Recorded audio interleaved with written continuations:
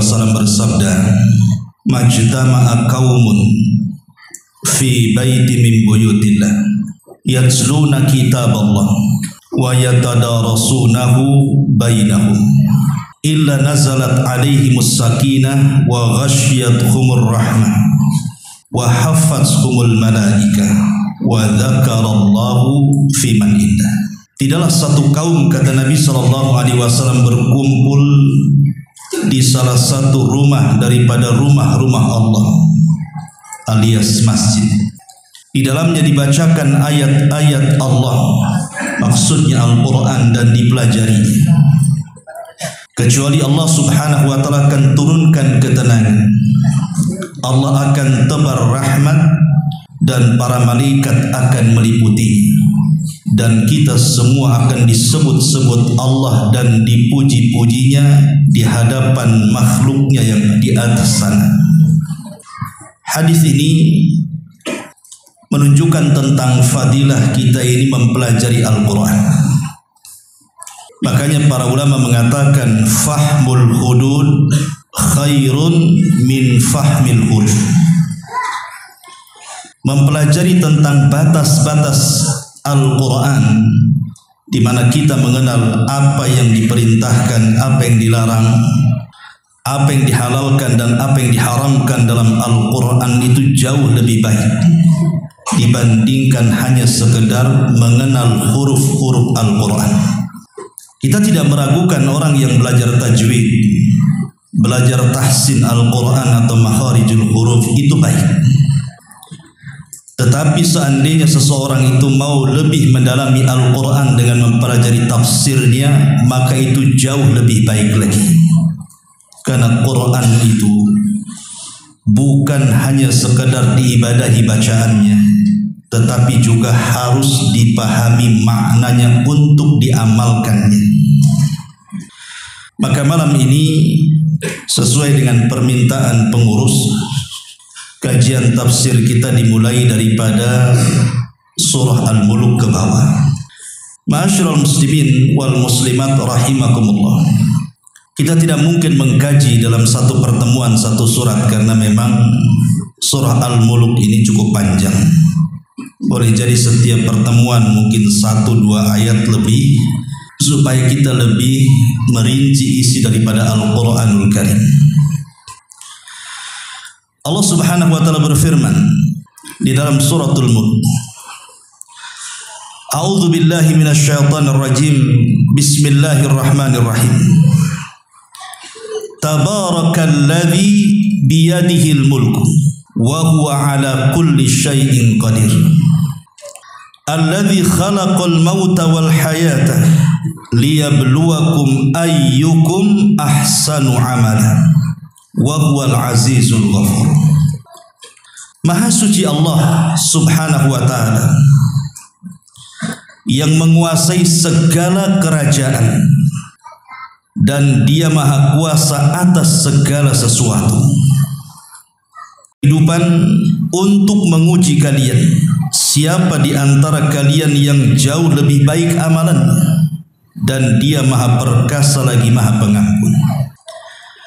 Ma'asyiral muslimin wal muslimat rahimani wa rahimakumullah. Sebelum saya menjelaskan tentang tafsir kalimat per kalimat dari suratul Mulk, tentu ada baiknya kita menjelaskan tentang fadilahnya dulu. Dalam sebuah hadis yang dikeluarkan oleh Imam At-Tirmidzi, Abi Dawud dan yang lainnya, dari sahabat Abi Hurairah radhiyallahu an, Rasul bersabda, Inna suratan minal Qur'ani 30 ayatan syafa'at li rajulin hatta ghufira lahu wa hiya suratu tabarakalladzi biyadihil mulku. Dari Abu Hurairah radhiyallahu an, Nabi sallallahu alaihi wasallam bersabda, ada satu surat dari Al-Quranul Karim yang terdiri dari 30 ayat dan dapat memberikan syafaat bagi yang membacanya sampai dia diampuni Maksudnya adalah ayat Tabarakalladzi biyadihil mulku. Hadis ini menjelaskan kepada kita satu keutamaan besar bagi orang-orang yang mendawamkan membaca suratul mulk, bahwa surat ini akan menjadikan syafaat bagi para pembacanya. Secara umum Al-Quran itu memberi syafaat kepada pembacanya, karena nanti pada hari kiamat Al-Quran akan berhujjah di hadapan Allah Subhanahu wa Ta'ala dan membela pembacanya. Dan lebih khusus lagi orang yang membaca surat Al-Mulk. Kapan surah Al-Mulk ini dianjurkan untuk dibaca? Dijelaskan dalam hadis Jabir bin Abdullah radhiyallahu an. Hadis ini diperselisihkan tentang sahih dan dhaifnya, tetapi Syekh Al-Albani mensahihkannya. Anna Nabiy sallallahu alaihi wasallam kana la yanamu hatta yaqra alif lam mim tanzil wa tabarakalladzi biyadihil mulku. Dalam hadis Jabir radhiyallahu an bahwa Nabi sallallahu alaihi wasallam tidak akan pernah tidur malam hari sampai beliau membaca alif lam mim tanzil, artinya surah As-Sajdah, dan juga surah Al-Mulk yang Allah Subhanahu wa Ta'ala mulakan dengan kalimat Tabarakalladzi biyadihil mulku. Jadi sangat dianjurkan, kata para ulama, setiap sebelum tidur membaca suratul mulk. Biasakan membaca suratul mulk. Antum yang sudah hafal tentu senang membacanya, dan yang belum hafal tinggal baca Quran. Yang repot itu yang tak bunyi karena tak bisa baca.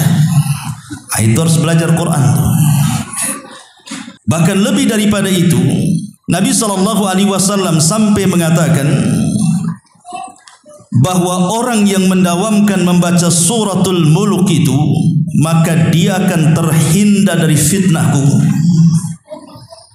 Dia akan terhindar dari fitnah kubur, artinya terhindar dari su'alul malakaini, pertanyaan dua malaikat Munkar dan Nakir. Memang dalam masalah ini banyak hadis, ada yang sahih, ada yang dhaif. Tetapi dengan banyaknya riwayat sebagaimana hadis Nabi SAW mengatakan fahiyal mani'atu tamna'u min adzabil qabri. Suratul Mulk adalah surah al-mani'ah yang bisa menghalangi seseorang, maknanya menghalangi seseorang dari azab kubur. Abul Hasan Mubarakfuri rahimahullahu ta'ala sampai mengatakan ma'nahu anna tilawata hadhihi surati fil hayati dunya takunu sababan lin najati taliha min adzabil qabri. Bahwa membaca surah ini ketika di alam dunia akan menjadi sebab keberhasilannya pada alam setelahnya, maksudnya setelah kematiannya, yaitu dia terselamat dari azab kubur. Dari sini kita tahu tentang keistimewaan, kemuliaan dan ketinggian surah Al-Mulk di sini. Dia akan menghindarkan kita dari fitnah kubur, bahkan azab kubur, dan dia akan menjadi syafaat bagi orang-orang yang mendawamkannya. Dan sangat disunnahkan membaca suratul Mulk itu di malam hari sebelum tidur. Maka jangan sia-siakan membaca suratul Mulk ini di malam hari. Ma'asyiral muslimin wal muslimat rahimani wa rahimakumullah. Kemudian disebutkan bahwa suratul Mulk ini bagian daripada surah-surah Makkiyah. Di dalam Al-Quran itu ada yang disebut dengan surah Makkiyah, ada yang disebut dengan surah Madaniyah. Apa bedanya? Kalau surah Makkiyah itu artinya surah yang turun sebelum hijrah. Tapi kalau surah Madaniyah, surah yang turun setelah hijrah Nabi SAW, meskipun turun di kota Mekah, maka tetap disebut Madani. Jadi bedanya di sini. Kalau surah Makkiyah turun sebelum hijrah, Dan kalau surah Madaniyah turun setelah hijrah walaupun turun di Mekah. Adapun yang menandakan bahwa surat ini Makkiyah atau Madaniyah, pertama, biasanya surah Makkiyah itu umumnya dari segi panggilan. Kalau ada panggilan ya ayyuhan nas, wahai manusia, berarti ini adalah Makkiyah. Tapi kalau panggilannya ya ayyuhalladzina amanu, berarti itu surah Madaniyah. Yang kedua, surah-surah Makkiyah itu lebih cenderung membicarakan tentang qasas al-anbiya, kisah-kisah para nabi, kisah-kisah umat-umat yang terdahulu. Jadi kalau Al-Quran menceritakan tentang kisah-kisah umat terdahulu, menunjukkan bahwa surah tersebut Makkiyah dan bukan Madaniyah. Karena umumnya surah-surah Madaniyah itu bicara soal ibadah. Kemudian yang ketiga, surah Makkiyah itu umumnya dimulai dari potongan-potongan huruf-huruf hijaiyah di permulaannya, kecuali dua surah, Al-Baqarah dan Al-Imran, itu Madaniyah. Tapi selain Al-Baqarah dan Al-Imran, surat-surat yang dimulai dengan potongan-potongan huruf hijaiyah seperti Alif Lam Mim, Alif Lam Ra, Yasin, Toha dan yang semacamnya, itu biasanya Makkiyah. Kecuali tadi Al-Baqarah dan Al-Imran, dia Madaniyah. Kemudian juga surah-surah Makkiyah itu ditandai dengan ayat-ayat sajdah. Dan ada 15 tempat kalau kita membaca surat dan ada perintah atau kalimat sajdah sujud, maka di situ disunnahkan untuk sujud tilawah. Jadi sujud-sujud tilawah itu umumnya terjadi sebelum hijrah. Makanya tanda bahwa surat ini Makkiyah ditandai dengan ayat-ayat sajdah, perintah tentang sujud tilawah. Dan juga yang kelima, biasanya ayat-ayat Makkiyah ini selalu ditandai dengan kalimat kalla, kalla balarana, kalla. Pokoknya kalau ada kalimat kalla biasanya Makkiyah dan bukan Madaniyah. Dan secara tema juga, biasanya kalau surah-surah Makkiyah itu umumnya bicara soal akidah, soal tentang adanya kematian, peristiwa setelah kematian, seperti adanya padang mahsyar, adanya hisab, adanya timbangan, adanya sorga, adanya neraka, itu umumnya Makkiyah. Karena surah-surah Madaniyah itu tidak bicara soal ini. Umumnya surah-surah Madaniyah itu bicara soal hukum, salat, puasa, zakat, haji dan begitu seterusnya. Itulah secara umum perbedaan Makkiyah dan Madaniyah. Taib, ini hanya pengetahuan umum saja. Kita masuk pada ayatnya. Ma'asyiral muslimin wal muslimat rahimani wa rahimakumullah. Di sini Allah Subhanahu wa taala berfirman, tabarakalladzi biyadihil mulku. Tabarak. Tabarak itu artinya berkah. Tabarak itu artinya keberkahan, dan di sini diartikan Maha Suci Allah. Dan kalimat berkah di sini, bahwa berkah itu datang dari Allah Subhanahu wa taala. Ada istilah al-mubarik, ada istilah al-mubarak. Jadi al-mubarik itu adalah Allah Subhanahu wa taala, dialah zat yang memberikan berkah. Adapun al-mubarak, yang diberikan berkah artinya makhluknya. Jadi berkah itu semua biyadillah, berada di tangan Allah Subhanahu wa taala. Tabarakalladzi biyadihil mulku. Jadi berkah itu semua di tangan Allah Subhanahu wa taala. Dan makna berkah sendiri artinya luzumul khairi wastiqrar, kebaikan yang menetap yang tidak akan pernah hilang dari makhluk yang Allah berkahi. Jadi kalau orang itu diberkahi, maka dia akan penuh kebaikan dalam hidupnya. Itulah arti berkah. Karena berkah sendiri diambil dari kata birkah. Birkah itu artinya tempat minumnya unta, semacam kolam yang kalau diisi air tidak akan tumpah. Ketika kebaikan itu Allah berikan kepada seseorang, maka kebaikan itu tidak akan pernah hilang pada seseorang. Maka carilah berkah dalam kehidupan dunia ini. Dan Allah Subhanahu wa ta'ala sudah membagi-bagi berkah itu ada pada zaman. Jadi berkah itu terkadang menempel pada waktu, menempel pada tempat, menempel pada benda-benda tertentu. Contohnya umpamanya Al-Quranul Karim. Quran itu berkah. Dialah sesuatu yang diberkahi oleh Allah Subhanahu wa ta'ala karena dia kalamullah azza wa jalla. Lah ketika Al-Quran turun, maka membawa keberkahan kepada segala sesuatu. Ketika Al-Quran turun kepada Nabi SAW, maka Rasul menjadi manusia yang sangat diberkahi. Ketika Al-Quran turun di masa generasi para sahabat, maka generasi para sahabat adalah generasi yang diberkahi. Makanya Rasul mengatakan, khairun nasi qarni thumma alladhina yalunahum thumma alladhina yalunahum. Sebaik-baik manusia itu generasiku, kemudian setelahnya dan setelahnya.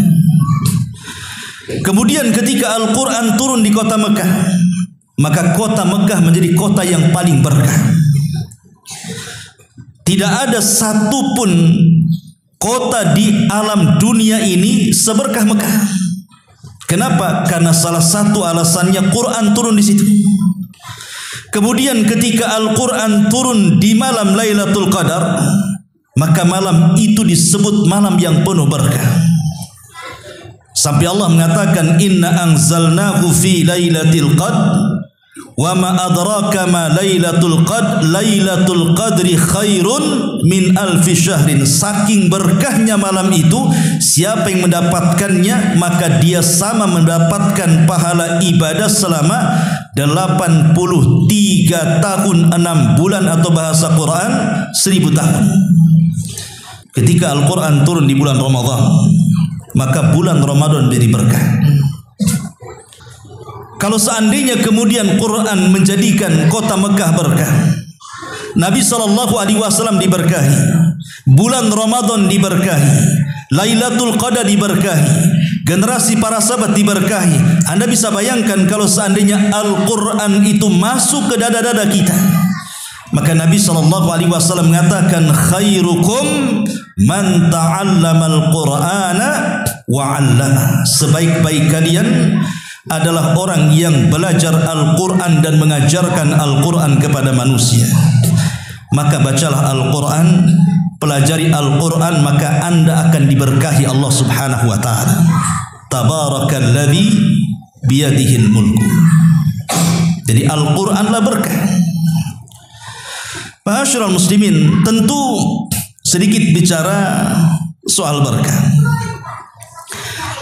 Berkah ini Allah Subhanahu wa ta'ala terkadang memberikan berkah kepada sesiapa atau kepada benda apapun yang dikehendakinya. Tapi terkadang Allah juga mencabut keberkahan dari seseorang atau dari benda yang dikehendakinya. Contohnya umpamanya beberapa masjid itu sangat diberkahi, seperti Masjidil Aqsa.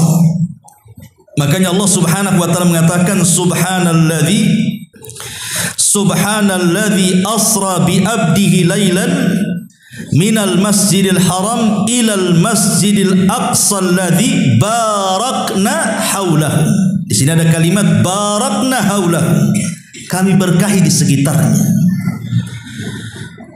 Jadi kalau kita datang berkahi, makanya orang yang sholat di Masjidil Aqsa diberikan pahala berapa? Dalam riwayat sebanding dengan 500. Sekali sholat di masjid-masjid yang lainnya, dalam riwayat, dan itu yang lebih sahih, adalah 250. Kemudian Masjid Nabawi, orang yang sholat di Masjid Nabawi sama dengan orang yang sholat di masjid-masjid yang lainnya 1000 kali sholat. Dan yang lebih besarlah di Masjidil Haram. Karena orang yang sholat di Masjidil Haram itu sama dengan 100.000 kali sholat dibandingkan sholat di masjid-masjid yang lainnya. Ini berkah Allah Subhanahu wa ta'ala letakkan di masjid-masjid. Dan secara umum masjid itu berkah. Karena orang yang datang ke masjid kemudian beribadah kepada Allah Subhanahu wa ta'ala dan berdoa, umumnya dikabulkan.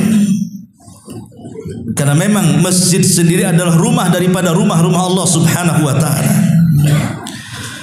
Termasuk juga hal-hal yang diberkahi adalah 10 awal bulan Dzulhijjah. Itu sangat diberkahi. Dari segi waktu ya, karena orang yang beramal saleh di 10 awal bulan Dzulhijjah itu sama dengan orang yang mati syahid yang mengorbankan harta dan jiwanya. Kemudian sampai kepada waktu sahur, itu waktu berkah. Makanya Rasul mengatakan tasahharu fa inna fi sahurikum barakah. Sahurlah kalian karena dimakan sahur itu ada berkah. Termasuk juga air Zam-Zam, itu air yang diberkahi. Air Zam-Zam itu air yang diberkahi. Makanya Rasul mengatakan ma'uz Zam-Zam lima syuribalahu, bahwa orang yang meminum air Zam-Zam itu akan mengabulkan setiap doa peminumnya. Jadi kalau antum diberikan Zam-Zam oleh saudara kita yang habis umroh atau haji, ketika minum itu berdoa. Doanya apa? Ya terserah, minta ilmu, minta supaya amal kita diterima, minta supaya kita diistiqomahkan, dan begitu seterusnya. Termasuk juga beberapa makhluk yang dijadikan sumpah dalam Al-Quran. Seperti Allah Subhanahu wa ta'ala berfirman, wattini wazzaituni wa turi sinina wa hadzal baladil amin. Wattin, buah tin. Buah tin itu buah berkah karena penuh dengan kesehatan siapapun yang memakannya. Kemudian wazzaitun, minyak zaitun, itu sangat berkah sekali karena penuh dengan kesehatan sesiapa yang meminumnya. Bahkan ada yang mengatakan waturi sinin, maksudnya bukit Tur Sina itu maksudnya diisyaratkan kepada asal, kepada madu jabali. Karena madu itu kan ada 3 macam. Ada madu gunung, ada madu pohon, dan ada madu peliharaan. Yang paling bagus itu madu gunung. Itu madu itu sangat diberkahi. Kemudian juga wahadzal baladil amin disyaratkan kepada air Zam-Zam. Bayangkan di sini Allah Subhanahu wa taala menunjukkan perobatan dengan cara 1 dimakan, 1 dioles, 1 diminum, dan 1 untuk mandi. Yang dimakan buah tin, yang dioles minyak zaitun, yang dimakan madu, yang digunakan untuk mandi air Zam-Zam. Kalau 4 perkara kita gunakan untuk berobat, maka mana penyakit yang tidak akan terkalahkan? Karena 4-empatnya dijadikan sumpah dalam Quran. Semuanya berkah. Itulah berkah. Ma'asyiral muslimin yang dimuliakan Allah, itu makna daripada tabarakalladzi biyadihil mulku. Kemudian Allah Subhanahu wa taala mengatakan di sini, tabarakalladzi biyadihil mulku. Maha berkah atau maha suci Allah yang di tangannya kekuasaan. Ingat, kekuasaan itu semua di tangan Allah Subhanahu wa taala. Manusia tidak berkuasa. Sehebat apapun manusia, seberkuasa apapun manusia, ada batasnya. Manusia tidak sanggup melakukan apapun seperti Allah melakukan kepada kita sebagai makhluknya. Saya contohkan beberapa kisah. Kita tahu bahwa di akhir zaman salah satu makhluk yang akan memfitnah manusia adalah turunnya Dajjal. Bahkan tidak ada fitnah sejak diciptakan Adam sampai dikiamatkan melebihi fitnah Dajjal. Sebagaimana sabda Nabi SAW, bagaimana tidak, Dajjal ini diizinkan oleh Allah Subhanahu wa taala diberikan sebagian kecil dari rububiyahnya. Kata Dajjal hujan, hujan. Kata Dajjal tumbuh, tumbuh. Kata Dajjal hidup, hidup, walaupun yang hidup syaitan. Tetapi Walaupun Dajjal itu manusia sakti, bahkan tidak ada yang lebih sakti di kolong langit melebihi Dajjal, Dajjal tidak berkuasa untuk menghapus kalimat kafara dalam dahinya. Dajjal itu ada tulisan kafir di dahinya, tapi dia tidak bisa menghapusnya. Padahal dia sakti. Kenapa dia tidak bisa menghapus kalimat kafir? Karena dia tidak berkuasa. Dan Dajjal itu pincang, jalannya egang, bengkok, seperti busur. Dari busur panah itu gimana lah kan begitu. Artinya Dajjal itu tidak seperti manusia normal cara jalannya, karena betisnya bengkok. Tapi dia tidak bisa menjadikan bengkok betisnya menjadi lurus. Dia akan tetap seperti itu. Dia tidak bisa meluruskan kakinya, padahal dia sakti kan, menunjukkan dia tidak berkuasa. Bahkan Dajjal itu buta sebelah. Kalau memang dia sakti, harusnya dia bisa mengobati matanya. Rupanya dia tidak bisa mengobati matanya. Padahal dia bisa memerintahkan langit hujan-hujan, memerintahkan bumi tumbuh-tumbuh, bahkan mengelabui orang-orang yang sudah mati hidup menjadi hidup. Padahal itu jelmaan syaitan. Bahkan banyak orang-orang yang mengikuti Dajjal hari itu. Sampai-sampai Nabi SAW mengatakan, apabila engkau berjumpa dengan Dajjal, falyan'a anhu, lebih baik kabur, ambil kaki 1000, lari, kabur, jangan dekat-dekat. Pasti engkau akan menjadi pengikutnya. Karena hebatnya Dajjal. Tapi sehebat-hebatnya Dajjal pun kekuasaannya terbatas. Dia tidak bisa menyembuhkan matanya. Dia tidak bisa menghapus kafir di dahinya. Dia tidak bisa berjalan dengan cara lurus layaknya manusia. Bahkan Dajjal tidak bisa masuk kota Madinah. Dajjal tidak bisa masuk kota Mekah. Menunjukkan kekuasaan itu hanya milik Allah Subhanahu wa ta'ala. Ini satu contoh. Contoh yang lainnya, kalau kita membaca suratul Uhdud, di situ ada kisah anak muda dalam peristiwa besar pembakaran 20.000 manusia yang beriman kepada Allah dan Rasulnya di zaman setelah wafatnya Isa dan sebelum diutusnya Nabi SAW. Kisahnya disebut Ashabul Uhdud. Allah Subhanahu wa ta'ala mengatakan, kutari dzatil waqud idhum 'alaiha qu'ud wa hum 'ala ma yaf'aluna bil mu'minina syuhud. Dalam kisah Ashabul Uhdud itu ada seorang raja namanya Dzunwas. Dia punya penasihat spiritual dari tukang sihir. Jadi dia mengaku Tuhan dengan kekuatan tukang sihir di belakangnya. Ketika tukang sihir ini sudah menua dan dia yakin tidak bisa melindungi sang raja lagi, akhirnya dia meminta kepada sang raja untuk dicarikan anak muda yang cerdas yang akan diberikan ilmu sihirnya, supaya kalau dia mati, anak muda inilah yang akan meneruskan melindungi raja. Dalam perjalanan, rupanya anak muda ini setiap belajar kepada tukang sihir, dia melintasi gereja, karena di zaman itu agama yang paling benar Nasrani, karena Islam belum ada. Kemudian dia kenal dengan seorang pendeta. Akhirnya oleh sang pendeta diajari ajaran Nasrani yang lurus, yang masih berpegang dengan ajaran Isa bin Maryam. Kemudian tumbuhlah ketertarikan anak muda ini. Maka dalam satu hari dia mempelajari 2 pelajaran. Satu pelajaran tauhid dari sang rahib, dan satunya mempelajari syirik, sihir dari sang tukang sihir. Tapi hatinya cenderung kepada tauhid dibandingkan kepada kesyirikan. Sampai akhirnya kemudian dia pun meninggalkan tukang sihir dan fokus belajar kepada sang rahib.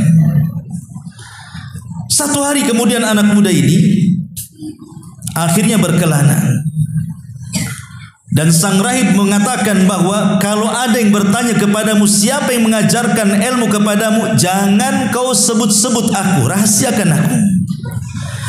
Sampai satu hari sang anak muda ini ingin membuktikan tentang ilmu sang rahib. Ada hewan buas yang suka menghalangi orang. Akhirnya dia ambil kerikil kecil, kemudian dia tidak memantra-mantrai dengan sihir yang sudah dipelajari dari tukang sihir.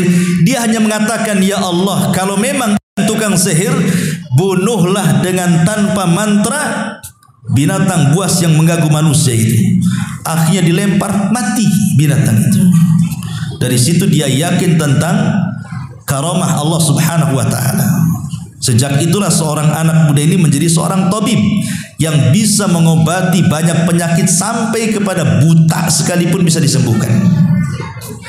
Sampai satu hari sang raja ini punya penasehat dan dia orang buta. Penasehat sang raja ini mendengar ada anak muda sakti yang bisa menyembuhkan matanya. Kemudian dicari ketemu. Tapi anak muda ini memberikan syarat bahwa dia harus masuk ke agamanya. Dia tidak boleh menuhankan raja dan mengatakan Tuhan satu-satunya Allah. Kemudian dia akan berdoa kepada Allah untuk menyembuhkan penyakitnya. Diterimalah syarat itu. Kemudian anak muda ini berdoa kepada Allah, sembuhlah kedua matanya. Ketika kemudian sang raja tahu bahwa kedua matanya sembuh, maka sang raja kemudian bertanya, siapa yang menyembuhkan kedua mata? Maka penasehat ini mengatakan, yang menyembuh dan Tuhan. Ya, sang raja kaget karena dia mengaku Tuhan. Kenapa ada Tuhan selain aku? Maka dia marah. Kemudian dipaksa siapa yang menyembuhkan. Akhirnya diberitahu karena disiksa, ditangkaplah sang anak muda, dimasukkan ke dalam penjara.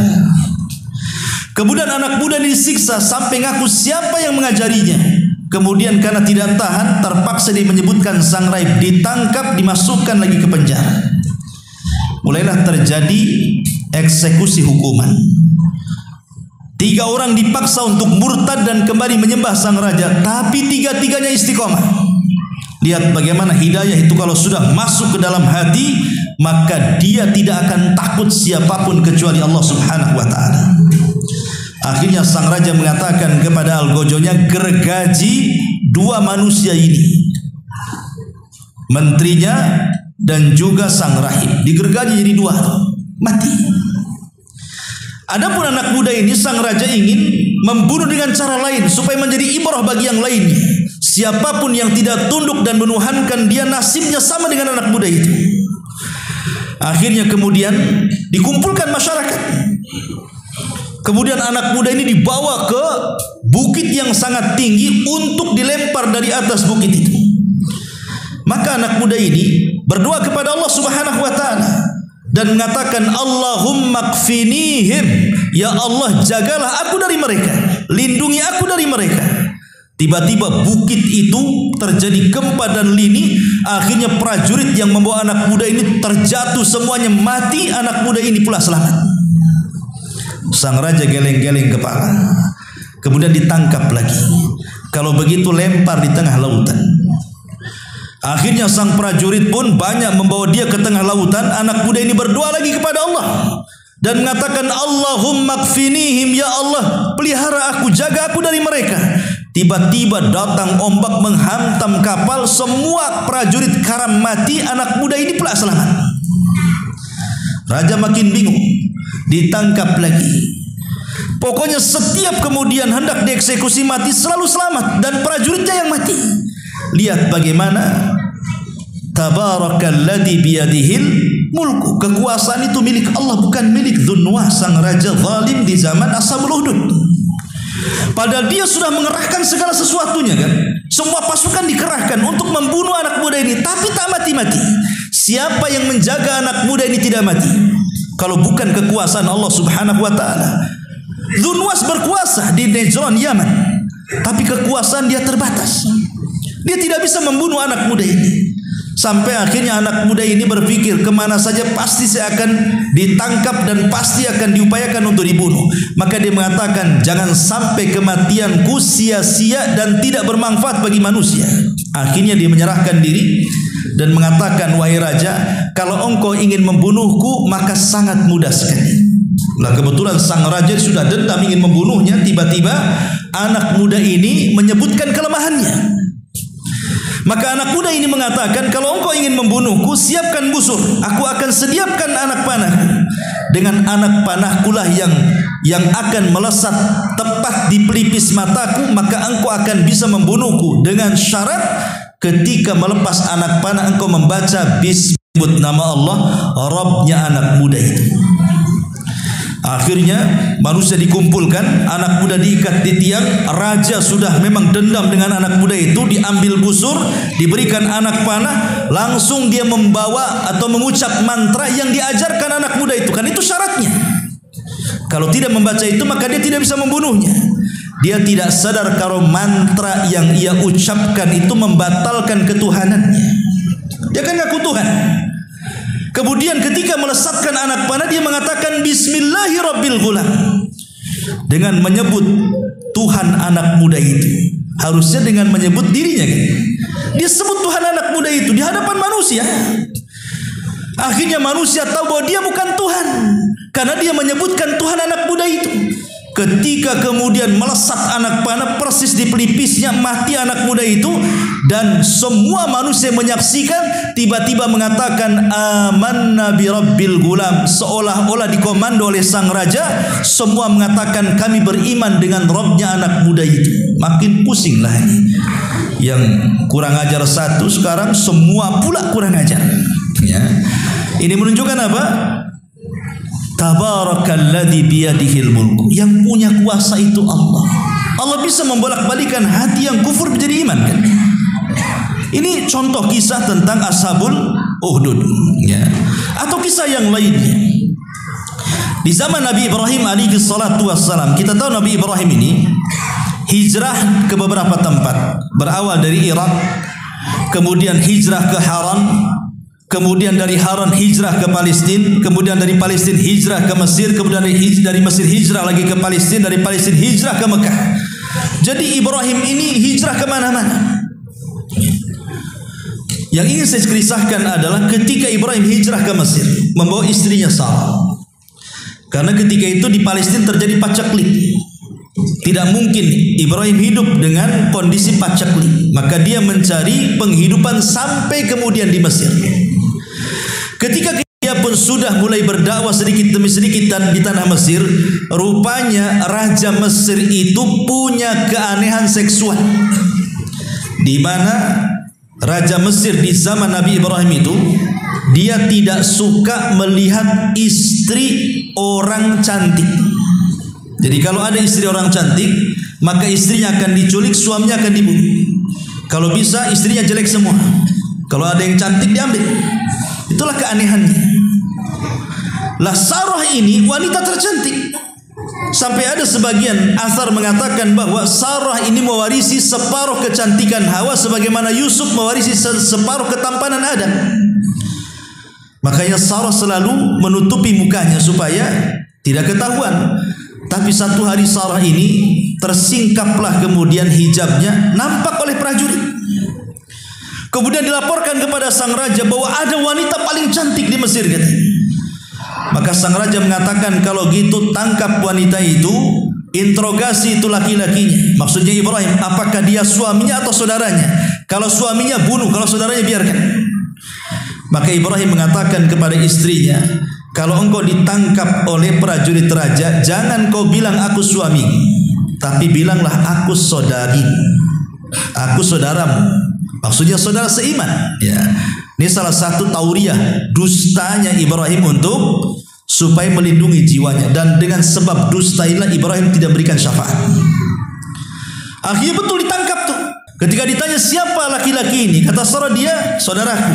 Maka Ibrahim pun kemudian dibiarkan hidup. Ketika kemudian Sarah dibawa ke hadapan sang raja, nampak wanita cantik. Sang raja sudah mau buas saja itu, menerkam saja. Tiba-tiba ketika hendak menjamahnya, kemudian Sarah berdoa kepada Allah Subhanahu wa taala untuk dilindungi. Tiba-tiba raja pun terkulai stroke, kemudian terguling. Maka sang raja akhirnya tahu siapa wanita di depannya bukan wanita biasa. Maka dia mengatakan, wahai fulanah, tolong aku, sembuhkan aku, katanya. Berdoalah kepada Tuhan. Akhirnya Sarah pun berdoa, rupanya sembuh lagi. Setelah sembuh bukannya bertobat, malah ingin menjamah kedua kalinya. Maka Sarah berdoa lagi. Tiba-tiba kemudian raja itu ambruk lagi. Sampai 3 kali raja ketakutan Kemudian memanggil prajuritnya dan mengatakan, kusuruh kalian membawa manusia, kenapa kau bawa setan kemari? Katanya. Akhirnya kemudian karena sang raja ketakutan kepada Sarah ini, disangka tukang sihir, maka dia menghadiahi Sarah ini seorang budak wanita namanya Hajar. Kemudian bawalah Hajar, pergi kau dari sini dan jangan pernah hadir di sini lagi. Allah Subhanahu wa taala selamatkan Sarah dari raja zalim karena berkat doa dia dan doa Ibrahim dari kejauhan dengan cara salat. Jadi ketika Sarah ditangkap, Ibrahim langsung salat. Dan inilah yang kemudian dijadikan dalil oleh Nabi SAW. Disebutkan oleh Abu Hurairah radhiyallahu an, kana Nabi SAW idza hazabahu amrun fazi'a ila shalah. Rasul itu kalau ada masalah yang tidak bisa keluar dari masalah itu, maka dia langsung sholat supaya keluar dari masalah itu. Ya. Dari sini kita tahu bagaimana sang raja tidak bisa menyentuh Sarah. Atas kuasa siapa? Karena dia seorang wanita. Wanita yang lemah di hadapan raja yang kuat, yang banyak prajuritnya coba. Tapi dia tidak bisa menyentuh Sarah. Ini menunjukkan apa? Kekuasaan manusia terbatas. Kan yang berkuasa itu Allah Subhanahu wa taala. Kalau Allah tidak berkehendak, maka tidak akan terjadi. Makanya Allah Subhanahu wa taala mengatakan, "Qulillahumma malikal mulki tu'til mulka man tasha wa tanzi'ul mulka mimman tasha wa tu'izzu man tasha wa tudhillu man tasha biyadikal khair innaka ala kulli syai'in qadir." Ya. Katakan ya Muhammad, wahai Tuhan pemilik kekuasaan, Engkau berikan kekuasaan kepada siapapun yang Kau kehendaki. Engkau cabut kekuasaan dari siapapun yang Kau kehendaki. Engkau muliakan kepada siapapun yang Kau hendaki. Kau hinakan juga kepada siapapun yang Kau kehendaki. Di tangan Engkau lah segala kebaikan. Sungguh Engkau maha kuasa atas segala sesuatu. Jadi kekuasaan itu milik Allah Subhanahu wa taala, bukan milik siapa. Pasti berkuasa. Kalau Allah berkehendak si fulan tidak akan berkuasa, tidak akan berkuasa. Ketika Samuel itu nabi terakhir dari nabi-nabi Bani Israel. Karena ketika itu kan Bani Israel dipimpin oleh para nabi. Akhirnya kemudian ketika mereka dijajah oleh Raja Jalut, maka mereka meminta kepada Samuel untuk tidak mau dipimpin nabi. Kami mau dipimpin raja. Kata Samuel, baik, saya akan pilihkan kepada kalian raja. Akhirnya dipilihkan anak muda yang miskin sekali, namanya Tolut. Tapi walaupun Tolut ini miskin, tapi Tolut ini punya kecerdasan dan punya tenaga, kuat orangnya. Akhirnya kemudian para pembesar Bani Israel mengejek, kenapa mesti Tolut menjadi raja kami? Bukankah banyak orang kaya, banyak orang terpandang, banyak orang mulia? Kenapa mesti si Tolut? Kenapa orang miskin dijadikan raja? Apa tidak ada orang lain? Tapi ingat, Allah sudah memilih Tolut. Bagaimanapun caranya, dia harus jadi raja. Akhirnya tabut kotak yang dulunya Nabi Musa kecil berada di kotak itu dan dihanyutkan, itu disebut tabut. Tabut itu menjadi benda berharga, benda sakti, sangat diagungkan dan disucikan. Tabut itu dicuri oleh Jalut. Akhirnya malaikat Jibril diutus oleh Allah untuk mencuri.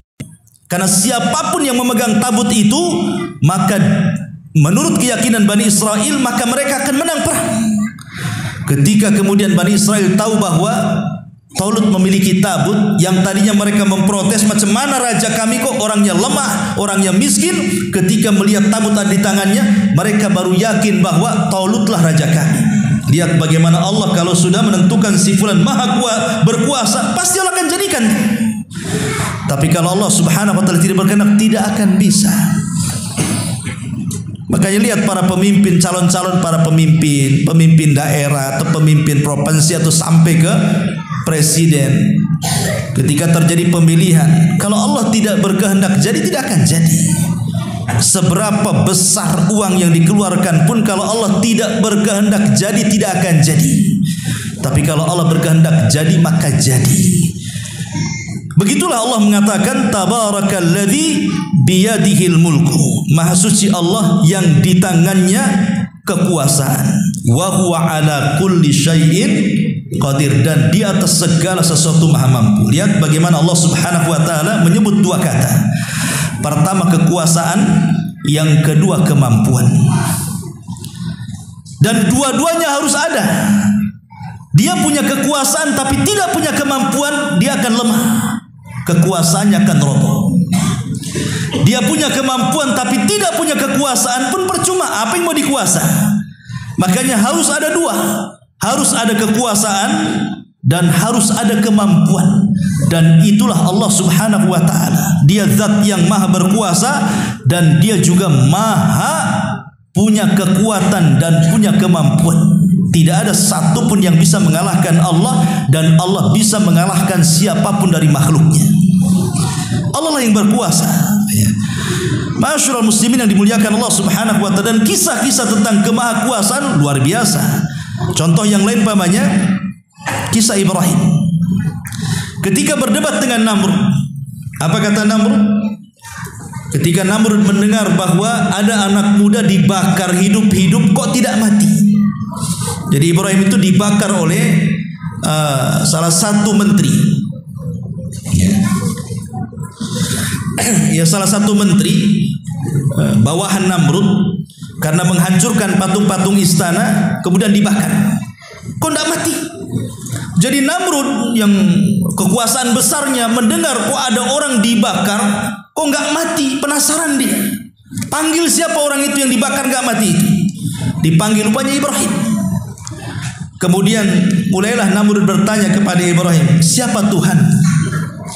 Maka Ibrahim mengatakan, Rabbiyalladzi yuhyi wa yumit. Oh, Rabbku zat yang maha menghidupkan dan maha mematikan. Kata si Namrud, kalau itu aku juga bisa. Kemudian Namrud mengatakan, datangkan dua kriminal itu dari penjara. Yang satu dieksekusi mati, yang satu dilepaskan. Lihat, aku bisa mematikan dan aku bisa menghidupkan. Yang satu kubunuh, yang satu kubiarkan. Aku bisa menghidupkan, matikan. Sebenarnya bukan itu maksudnya. Tapi Ibrahim pun gak mau melanjutkan berdebat soal ini. Kan ini soal darah. Ibrahim cari topik lainnya. Maka Ibrahim mengatakan, baik, Rabbiyalladzi, Rabbku, kata Ibrahim, dia mendatangkan matahari dari arah timur. Kalau kau sanggup, fa'ti biha minal maghrib, datangkan dari arah barat. Maka ketika kemudian Ibrahim mengatakan seperti itu, fabuhital ladzi kafar. Namrud pun tidak bisa apa-apa. Cemana dia akan merubah terbitnya matahari yang dari timur ke barat? Gak akan bisa. Artinya sekelas Namrud saja penguasa dunia, kan ada 4 orang yang menguasai dunia, yang 2 mukmin 2 kafir. Yang mukmin Sulaiman dan Dzulqarnain, yang kafir Bukhtun Nasr dan Namrud. Bahkan penguasa dunia sekalipun Namrud tidak bisa memindahkan matahari terbit dari barat.